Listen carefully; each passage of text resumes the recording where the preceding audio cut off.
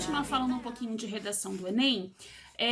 Agora que a gente já sabe o que não pode fazer para a gente não zerar na prova, então agora a gente vai falar um pouco sobre as competências que são avaliadas nessa prova, tá? O avaliador, quando ele vai corrigir a sua prova, ele vai sempre ter em mente 5 competências. Então, a prova vale 1000 pontos, cada competência vai valer 200 pontos. Então, eu tenho que ter na minha cabeça, quando eu for fazer a prova, que eu preciso ir bem em 5 coisas, que são as 5 coisas que eles vão avaliar, tá?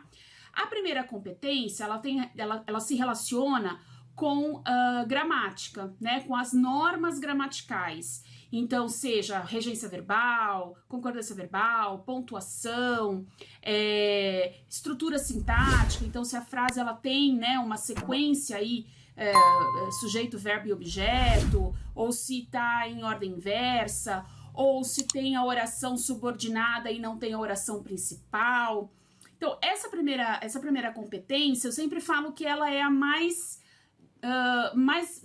difícil de ser melhorada rapidamente, porque a pessoa precisa ter essa consciência gramatical que não é do dia para noite que a gente aprende, né? Para eu conseguir entender, para eu conseguir analisar, para eu conseguir revisar um texto e saber se ele está bem pontuado, se os acentos estão usados corretamente, se tem X e CH, ortografia, se a concordância está sendo feita, se a regência verbal está ok, se o uso de crase está ok, se o uso de pronomes oblíquos está ok.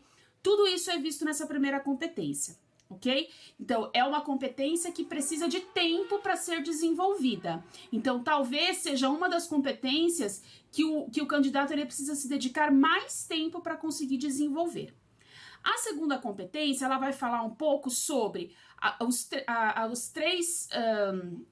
introdução, desenvolvimento e conclusão, né? As 3 partes do texto dissertativo, argumentativo. Então, o corretor ele vai ver se essas 3 partes existem e se a pessoa usou o repertório sociocultural, certo? O que é o repertório sociocultural? Citações de outras áreas de conhecimento. Então, é quando a pessoa usa uma citação de Platão, de algum sociólogo, de algum filósofo, de algum educador, de alguém de conhecimento, né, público, que as pessoas sabem quem são e sabem que aquela pessoa é especialista da área.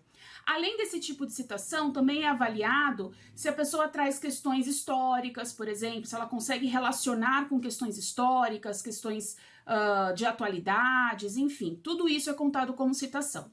Só que para eu ter essa citação contabilizada, eu preciso ter as 3 partes do texto. Então, primeiro a gente olha se tem introdução, desenvolvimento e conclusão. Se tiver, aí a gente vai ver se a pessoa usou citação. Se ela não usou citação, a gente para só na introdução, desenvolvimento e conclusão. Se não tiver uma das 3 partes, mas ela citou, essa citação cai por água, cai por terra, né? E essa pessoa vai ter só a nota de introdução e desenvolvimento, por exemplo, se ela não fez a conclusão, tá? A competência 3, ela vai falar sobre projeto de texto. E normalmente projeto de texto é uma coisa que os alunos, né, de ensino médio, enfim, eles não gostam ou não sabem fazer.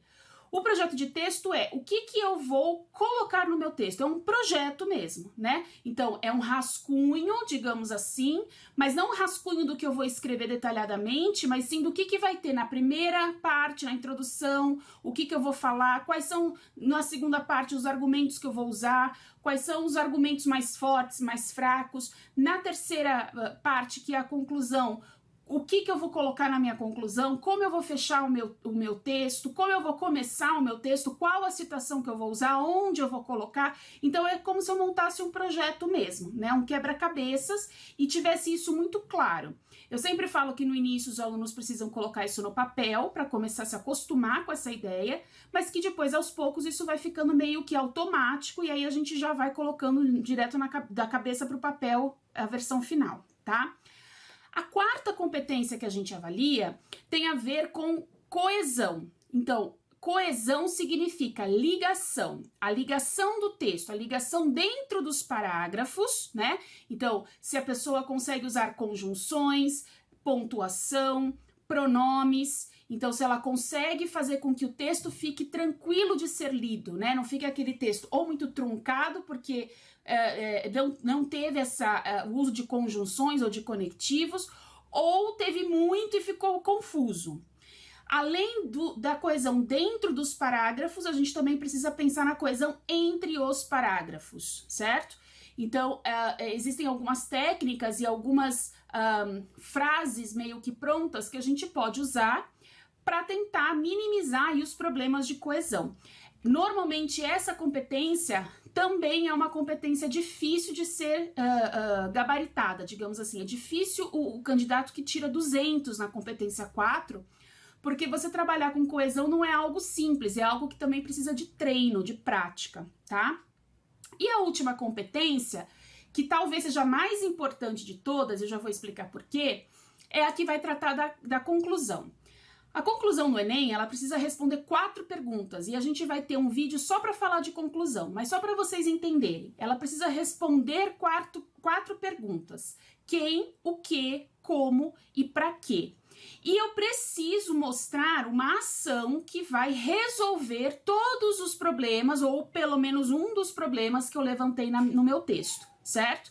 Então, eu preciso responder essas perguntas e eu preciso finalizar o meu texto. Por que eu falei que ela é uma das mais importantes? Porque além dela valer 200 pontos, e se você não tiver esses 4 respostas bem precisas, você vai perder os 200 pontos da redação, da conclusão, e você ainda perde ponto, lembra, na competência 2, né, porque você não colocou a conclusão, e você perde ponto na competência 3, porque o seu projeto de texto foi ruim. Então, você pode perder até 400 pontos se você não tiver a conclusão, tá bom? Nos próximos vídeos a gente vai falar um pouquinho mais de cada competência.